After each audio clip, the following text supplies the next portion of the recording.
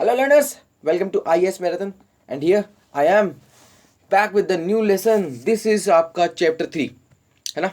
Indian polity Laxmikant का chapter 3 है जिसके अंदर हम पढ़ेंगे salient features of the constitution. Salient features of the Indian constitution, किस तरीके से हमारा कॉन्स्टिट्यूशन पूरे वर्ल्ड से यूनिक है. हाँ, क्या इंपॉर्टेंट फीचर्स है जिससे हम ये बता सकते हैं, ये प्रूव कर सकते हैं कि हमारे कॉन्स्टिट्यूशन में ये बातें जो है सबसे ज़्यादा हाईलाइटेड है, हर प्रोविजन के अंदर आपको देखने को मिलेगी, है ना. तो सबसे मोस्ट इंपॉर्टेंट फीचर्स हैं जो कि हम इसके अंदर देखने वाले हैं. अब सबसे पहले देखते हैं कि इंडियन कॉन्स्टिट्यूशन, जैसा कि मैंने कहा, अपने आप में एक यूनिक है. इसके कंटेंट और इसकी स्पिरिट दोनों में. हाँ, बोरो किया हमने, ज़रूर किया है बोरो, और जो कि वन ऑफ द क्रिटिसिज्म भी है कि हमने बोरो किया कॉन्स्टिट्यूशन. बट फिर भी इसके जो सेलियंट फीचर्स है वो इसको डिस्टिंग्विश करते हैं अदर कॉन्स्टिट्यूशंस जो कि दूसरे कंट्रीज़ के हैं, है ना. अब बहुत सारे सब्सटेंशियल चेंजेस हुए सिंस 1949 जब से हमने इसको अडॉप्ट किया था.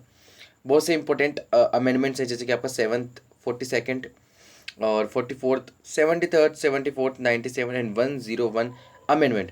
तो और जबकि 42nd अमेंडमेंट को तो मिनी कॉन्स्टिट्यूशन भी बोलते हैं. बहुत कुछ चेंज किया इसने ड्यूरिंग टाइम ऑफ आपका इमरजेंसी. उसके अलावा क्या हो सकता है, उसके अलावा जो आपके जुडिशियल प्रेडिकामेंट्स हैं, जैसे कि केसेस होते हैं इंपॉर्टेंट, वो चेंजेस होते हैं. जैसे कि केशवानंद भारती केस, जिसके रिजल्टिंगली आया कि आपका बेसिक स्ट्रक्चर डॉक्ट्राइन, है ना. यस, अब ये मैंने एक छोटा सा इंट्रोडक्शन दिया था ताकि हम एक बेस बनाएं आगे आने वाले जितने भी इम्पोर्टेंट फीचर्स हैं हमारे कॉन्स्टिट्यूशन के. तो सबसे पहला तो क्या हो सकता है जी, सर एंड मैम, सबसे पहला जो फीचर है हमारे कॉन्स्टिट्यूशन का वो है lengthiest written constitution in the world. हाँ, सबसे ज़्यादा लेंथी है. बहुत हम कहते हैं ना, जिसमें बहुत सारा पेपर इस्तेमाल किया, पेपर वर्क हुए, नोट्स बने, है ना, और लिखा गया इसको लाइक अमेरिकन कॉन्स्टिट्यूशन और अनरिटन लाइक ब्रिटिश कॉन्स्टिट्यूशन, है ना. अब यहाँ पर हम बेसिकली कंपेयर एंड कॉन्ट्रास्ट दोनों करते चलेंगे. अमेरिका का कॉन्स्टिट्यूशन लिखा हुआ है, ब्रिटेन का नहीं लिखा हुआ है. वो बात करते हैं कन्वेंशंस पे, कन्वेंशन चलते हैं इनके, ठीक है. अब आप इसमें जैसे कि अमेंडमेंट्स होते हैं, तो इससे में उस टाइम पे जब हमने इसको अडॉप्ट किया था, प्रियम्बल था, 395 आर्टिकल्स थे, है ना, जिसके 22 पार्ट्स थे और 8 शेड्यूल्स थे. बट अब अभी क्या है, अभी हमारे पास लगभग 470 आर्टिकल्स हैं, है ना, और 25 पार्ट्स हैं, 12 शेड्यूल्स हैं, आप सबको पता है. सो ऐसा नहीं है कि हमने सिर्फ इसके अंदर एडिएट किया, नहीं, इसके अंदर हमने डिलीट भी किए हैं. अराउंड 20 आर्टिकल्स, एक पार्ट हटा दिया हमने, है ना, और ऐड किए हमने अराउंड 95 आर्टिकल्स और 4 पार्ट्स नए. शेड्यूल्स भी हमने ऐड किए 4, 9, 10th, 11 एंड 12th. चलो मुझे नीचे बताओ कॉन्स्टिट्यूशन के ये 4 पार्ट्स के बारे में.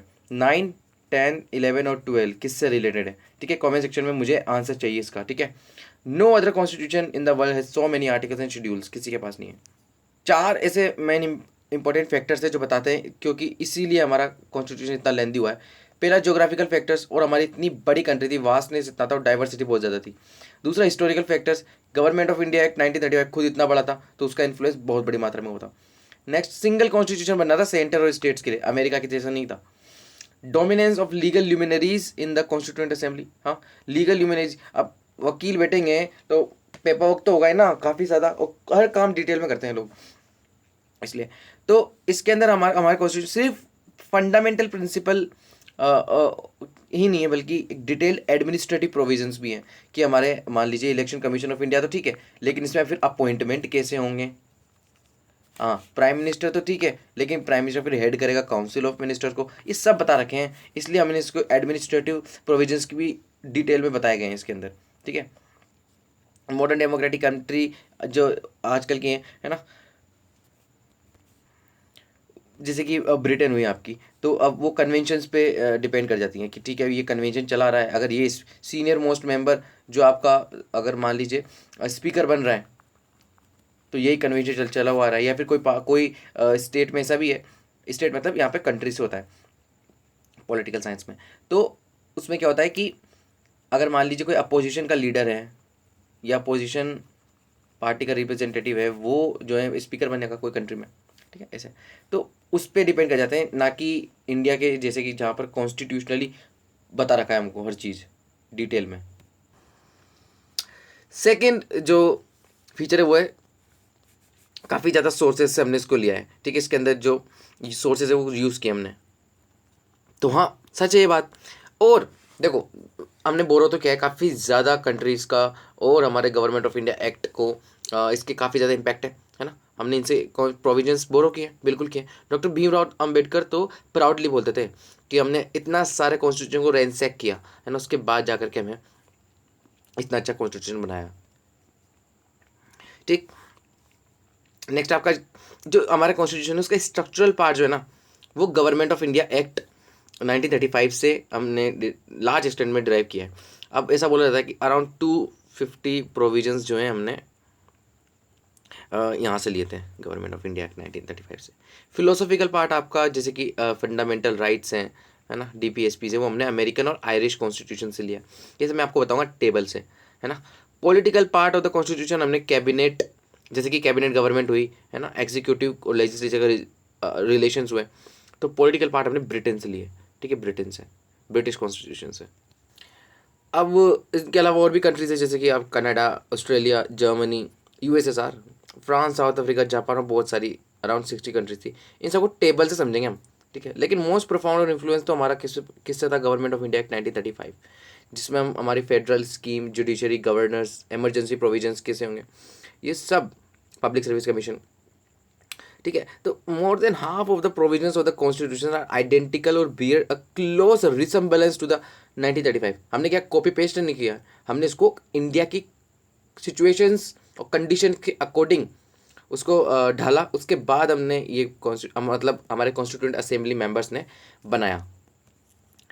नेक्स्ट है आपका blend of rigidity and flexibility. अब ये पे बात करेंगे ये कि कितना टफ है और कितना इजी हो सकता है इसको कॉन्स्टिट्यूएंट, इसको बेसिकली अमेंड करना, है ना। तो स्पेशल प्रोसीजर भी है, require special for its amendment, है ना, हर कॉन्स्टिट्यूशन को चाहिए होता है। अब अमेरिकन कॉन्स्टिट्यूशन की बात ले लो यहाँ पर, और एक दूसरा हम लेंगे ब्रिटिश कॉन्स्टिट्यूशन के बाद। A flexible constitution on the other hand is one that can amend in a same manner as the ordinary laws are made, for example British. अब बहुत ही रिजिड जो कॉन्स्टिट्यूशन होता है जैसे कि अमेरिका को बहुत टफ है इसको अमेंड करना। अब कमेंट सेक्शन में कमेंट करो अगर आपको कॉन्स्टिट्यूशन ऑफ अमेरिका और इसके अमेंडमेंट प्रोसीजर के बारे में जानना है तो, ठीक है, मैं बताऊंगा, और ब्रिटिश कॉन्स्टिट्यूशन के बारे में भी, ठीक है। अब constitution of India is neither rigid nor flexible. हाँ, ये एक बहुत ही अच्छा सिंथेसिस है दोनों का। आर्टिकल 368 के अंदर हम कॉन्स्टिट्यूशन को अमेंड कर सकते हैं। रिमेंबर दिस आर्टिकल, पूछ लूंगा मैं आपको कभी भी आगे, आर्टिकल 368, है ना। अब दो तरीके दिए गए हैं अमेंडमेंट के। पहला कि some provisions can be amended by special majority of the parliament. Special majority होनी चाहिए, यानी कि 2/3 ऑफ द मेजोरिटी हो, या तो 2/3 मेजोरिटी भी दोनों हाउसेस की, ईच हाउसेस की, जो प्रेजेंट और वोट करे, है ना। And a majority of total membership of the each house, है ना, जो total membership of the each house है उनसे वोट कराएंगे, ठीक है। Second, some other provisions can be amended by special majority of the parliament and with the ratification by the half of the total states. ये case कब आता है, जब फेडरल क्वेश्चन आता है। फेडरल क्वेश्चन जब आता है, यानी कि स्टेट्स का कुछ मान लीजिए जैसे कि GST लाए तो उसमें लेकर के आए, क्योंकि स्टेट के सब्जेक्ट से इम्पैक्ट होता है, ठीक है।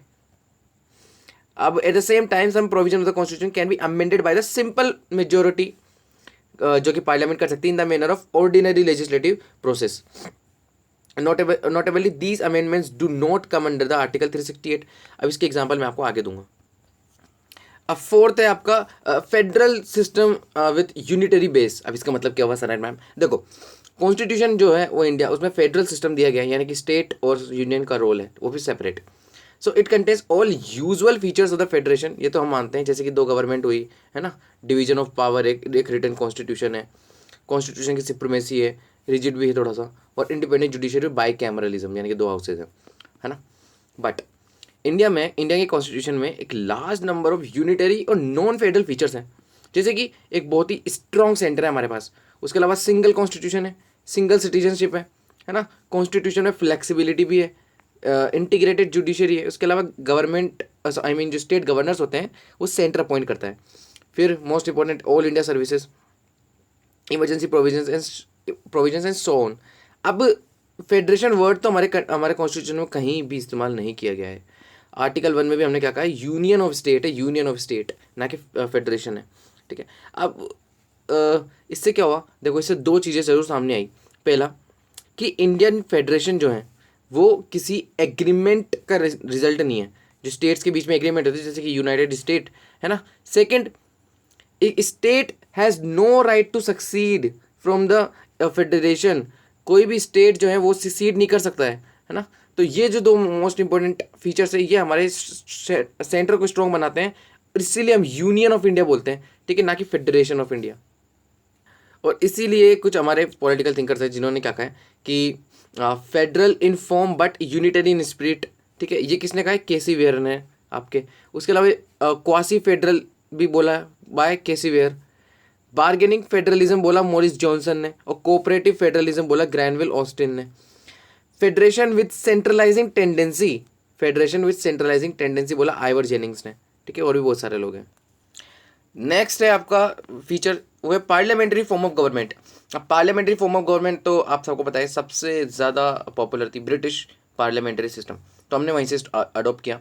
क्यों किया भाई, बहुत सारी डिबेट्स थी, बेसिकली बहुत से लोग चाहते थे कि प्रेसिडेंशियल सिस्टम आए अमेरिका के जैसा, बट इंडिया जो थे वो हमें आदत हो चुकी थी पार्लियामेंट्री सिस्टम की, ठीक है, जो कि ब्रिटिशर्स यहाँ पर लेकर के आए, उन्होंने इंट्रोड्यूस किया, और काफ़ी सालों तक, लगभग 200 ईयर्स तक, 190 ईयर्स तक जो है हमने इसी के अंदर रहे हम बेसिकली, है ना। तो एक रीज़न तो ये भी था, और भी बहुत सारे लीगल आर्ग्यूमेंट्स भी थे जो कि कॉन्स्टिट्यूएंट असेंबली में दिए गए थे। जिस तरीके से पार्लियामेंट्री सिस्टम क्या होता है, वो cooperation and coordination between the legislative and executive organs के प्रिंसिपल पे बेस्ड है, वैसे ही प्रेसिडेंशियल सिस्टम जो है वो सेपरेशन ऑफ पावर्स के कॉन्सेप्ट पे बेस्ड है, ठीक है।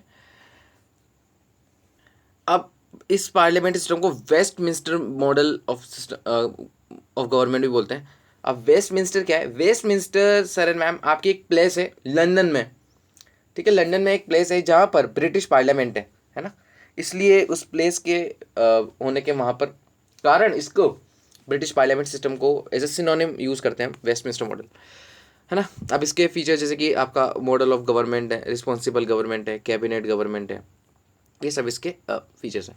सो अब constitution establishes the parliamentary system not only at the centre but also at the states में भी हैं।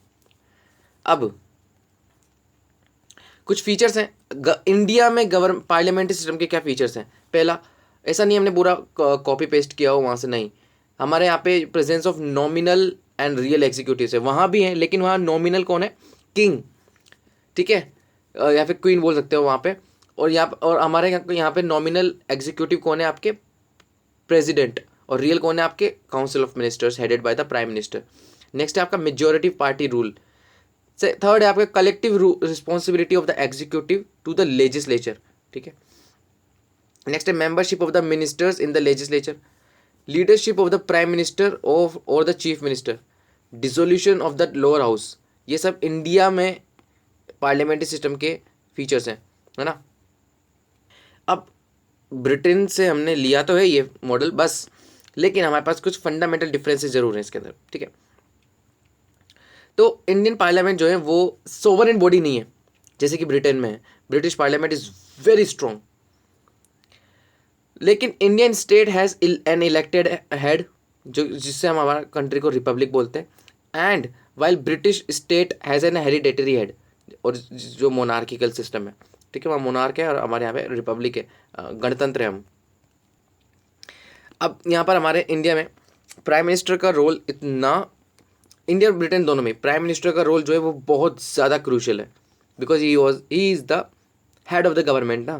तो पॉलिटिकल साइंटिस्ट क्या कहते हैं, prime ministerial form of government भी इसको बोलते हैं, ठीक है। नेक्स्ट है आपका synthesis of parliamentary sovereignty and judicial supremacy. इसका बहुत ही बेहतरीन एग्जाम्पल है आपका ब्रिटिश पार्लियामेंट, जहाँ पर पार्लियामेंट सोवरेन है, कुछ भी कर सकती है, ठीक है, और अमेरिकन सुप्रीम कोर्ट जहाँ पर जुडिशियल सुप्रीमेसी है, जैसे सुप्रीम कोर्ट कुछ भी कर सकती है ना। अब दोनों ही ऐसा नहीं है इंडिया में, तो क्यों, क्योंकि सर एंड मैम, क्योंकि Indian parliamentary system differs from the British system. अभी मैंने ऊपर बताया आपको कि किस तरीके से डिफरेंट है पार्लियामेंट ऑफ इंडियन ब्रिटेन, है ना। और जुडिशियल अगर हम बात करें जुडिशरी की, तो इंडिया में जुडिशियल रिव्यू जो सुप्रीम कोर्ट करती है वो थोड़ा सा नैरो है देन द यूएस की सुप्रीम कोर्ट बहुत पावरफुल है। अब क्यों? क्योंकि अमेरिकन कॉन्स्टिट्यूशन फॉलो करता है, प्रोवाइड करता है due process of the law, और हमारा इंडिया क्या करता है? Procedure establish by the law. But अब हम जो है वो due process of the law की तरफ भी बढ़ रहे हैं। ये आपको याद रखना, हमारी सुप्रीम कोर्ट भी बेहद बेहद जो है पावरफुल होती जा रही है। ठीक है, इसका मतलब क्या है? बेसिकली ये रिफ्लेक्ट होता है आपका आर्टिकल 21 में, है ना। अब ये इसका डिफरेंस क्या होगा वो मैं आपको आगे बताऊंगा बहुत डिटेल में, बहुत अच्छी तरीके से, है ना, जब हम फीचर्स पढ़ेंगे पूरे आर्टिकल्स के थ्रू। अब हमारे कॉन्स्टिट्यूएंट मेकर्स ने यहाँ पर एक बहुत ही फाइन बैलेंस और बहुत ही अच्छा सिंथेसिस बनाया दोनों का, क्योंकि दोनों एक्सट्रीम है, जिसमें हमारे अमेरिका की जुडिशियल सुप्रीमेसी भी हो और ब्रिटेन का पार्लियामेंट्री सोवरेनिटी भी हो। ठीक है, अब सुप्रीम कोर्ट जैसे कि इंडिया में क्या कर सकता है? कोई भी पार्लियामेंट्री लॉ को अनकॉन्स्टिट्यूशनल बता सकता है। सेम उसी तरह पार्लियामेंट भी जो है कॉन्स्टिट्यूशन में कोई भी अमेंड कर सकता है। ठीक है, मेजर पोर्शन में क्योंकि उसके पास कॉन्स्टिट्यूएंट पावर है ना। तो एक अच्छा खासा फाइन बैलेंस है, चेक्स एंड बैलेंस है दोनों के अंदर। ठीक है, नेक्स्ट है आपका इंटीग्रेटेड एंड इंडिपेंडेंट जुडिशरी। तो इसके अंदर सबसे इंपॉर्टेंट पॉइंट क्या है आपका कि इंडिया में इंडियन कॉन्स्टिट्यूशन में जुडिशियल सिस्टम जो है इंटीग्रेटेड भी है और इंडिपेंडेंट भी है। कैसे? देखो, सुप्रीम कोर्ट जो है वो टॉप पे है। ठीक है, उसके बाद हाई कोर्ट्स आते हैं स्टेट लेवल पे, फिर सबऑर्डिनेट कोर्ट्स आते हैं जैसे कि आपके डिस्ट्रिक्ट कोर्ट्स हुए, फिर लोअर कोर्ट्स हुए। तो हायरार्की है हमारे, ठीक है, इंटीग्रेटेड है, पूरे सिस्टम्स के अंदर हम जो है जुड़े हुए हैं। ठीक है, पहले सबऑर्डिनेट कोर्ट्स में जाते हैं हम, फिर हाई कोर्ट में अपील करते हैं, फिर हम सुप्रीम कोर्ट में अपील करते हैं, इस तरीके से। अब ये जो कोर्ट्स है ना सारे, वो सेंट्रल लॉज भी इन्फोर्स करते हैं और स्टेट लॉज भी। ऐसा यूएसए में नहीं होता है। ठीक है, अब जहाँ पर क्या होता है, जो फेडरल जुडिशरी है और स्टेट लॉज है are enforce by the state judiciary. ठीक है, वहाँ फेडरल तो सेंटर करती है और जो आपकी स्टेट लॉज है वो कौन करता है? स्टेट जुडिशरी करती है। अब सुप्रीम कोर्ट तो एक फेडरल कोर्ट है ना, the highest court of appeal है, guarantor of the fundamental rights है और the guardian of the constitution है। Hence the constitution has made various changes, various provisions to ensure the independence. जैसे कि सुप्रीम कोर्ट जो है, अब मैंने आपसे कहा, अभी हमने कहा इंटीग्रेटेड तो देख लिया, अब इंडिपेंडेंट भी देख लो कि डिपेंडेंट नहीं है बाकी लेजिस्लेचर पे और एग्जीक्यूटिव पे, है ना, अपने फंक्शंस को करने के लिए। क्योंकि कॉन्स्टिट्यूशन ने इनको पहले ही इंडिपेंडेंस दी अच्छी खासी, जैसे कि सिक्योरिटी ऑफ द टेन्योर जो जजेस होते हैं, फिक्स सर्विस कंडीशंस दिए जजेस को। उसके अलावा जितने भी सुप्रीम कोर्ट के एक्सपेंसेस है वो कंसोलिडेटेड फंड ऑफ इंडिया से जाएंगे। Prohibition on discussion on the conduct of जजेस इन द लेजिस्लेचर, क्या कंडक्ट जजेस कर रहे हैं इन देयर ऑफिशियल कैपेसिटी, वो लेजिस्लेचर में ये लोग डिस्कस नहीं कर सकते, है ना, हमारे legislatures. Ban on practice after retirement, है ना, रिटायरमेंट के बाद ये प्रैक्टिस नहीं कर सकते। Power to punish for its contempt vested in the Supreme Court, ये नहीं हो सकता है। Separation of judiciary from the executive and legislature, so on. ठीक है, तो इंडिपेंडेंट है, टोटली डिपेंडेंट नहीं है कोई किसी पे। ठीक है, सेपरेशन ऑफ पावर भी हमारे यहाँ पे, लेकिन सबसे स्ट्रॉन्ग सेपरेशन ऑफ पावर अगर आपको कोई पूछे तो वो है यूएसए में। अब नेक्स्ट है आपका fundamental rights. Fundamental rights is very important feature of the constitution. यहाँ पर हमारे फंडामेंटल राइट्स है जो कि 6 इन टोटल। ठीक है, पहले ज़्यादा हुआ करते थे। अब यहाँ पर right to equality, right to freedom, right against exploitation, right to freedom of religion, cultural and educational rights और राइट्स टू कॉन्स्टिट्यूशनल रेमेडीज। ये सब हम डिटेल में पढ़ने वाले फंडामेंटल राइट्स वाले चैप्टर में। ठीक है, एक एक बातें बताऊंगा इनके। अब ये जो हमारे फंडामेंटल राइट्स है ना, वो बेसिकली प्रमोट किसको करते हैं? The idea of political democracy, है ना, जो कि बेसिकली एग्जीक्यूटिव अगर कुछ और लेजिस्लेचर अगर कुछ आर्बिट्रेरी लॉज बना रहे हैं तो फंडामेंटल राइट्स रोकते हैं उनको, है ना। तो पॉलिटिकल डेमोक्रेसी को एक अच्छा आइडिया, बेसिकली आइडिया ही है, उसको प्रमोट करती है आपका फंडामेंटल राइट्स, और लिमिट करती है एग्जीक्यूटिव को गलत स्टेप्स ना लें। जस्टिसएबल है, यानी कि ये कोई भी कोर्ट में जाकर के हम इसको इन्फोर्स करा सकते हैं। अगर गवर्नमेंट हमारी कोई भी राइट्स को इन्फ्रिंज करती हैं तो हम इसको इन्फोर्स करा सकते हैं कोर्ट में जाकर के, अगर वायलेट हो रहे हैं तो। उसके अलावा सुप्रीम कोर्ट क्या करेगी? बेसिकली रिट्स जारी कर देगी। रिट्स क्या होती हैं अभी आपको आगे बताऊंगा। अब 5 तरीके के रिट्स होते हैं: habeas corpus, mandamus, prohibition, certiorari, quo warranto. ठीक है, ताकि ये राइट्स जो है वो हम वापस रिस्टोर कर सकें। नेक्स्ट है फंडामेंटल राइट जो है वो एब्सोल्यूट नहीं है ना, यानी कि इस पर रीजनेबल रेस्ट्रिक्शंस लगाएंगे। यहाँ जहाँ तक कि आपका सवाल है, आर्टिकल 19, आर्टिकल 20 सब में रीजनेबल रेस्ट्रिक्शंस है। है ना, राइट टू लाइफ पे भी है। फर्दर ये सैक्रोसेंट भी नहीं है, यानी कि जो बोल दिया वही नहीं हो सकता, इनको कर्टेल भी किया जा सकता है और रिपील भी किया जा सकता है by the parliament. Constituent amendment करना पड़ेगा उसके लिए, ठीक है। लेकिन फिर भी याद रखना, इससे आपका बेसिक स्ट्रक्चर अगर इम्पैक्ट होगा तो सुप्रीम कोर्ट उड़ा देगी इस अमेंडमेंट को, ठीक है। They can also be suspended during the operation of national emergency. सिर्फ दो राइट्स रहेंगे, आर्टिकल 20 और 21, ठीक है। बाकी के जो इंपॉर्टेंट फीचर्स थे वो अगली क्लास में देखेंगे, अगले लेसन में।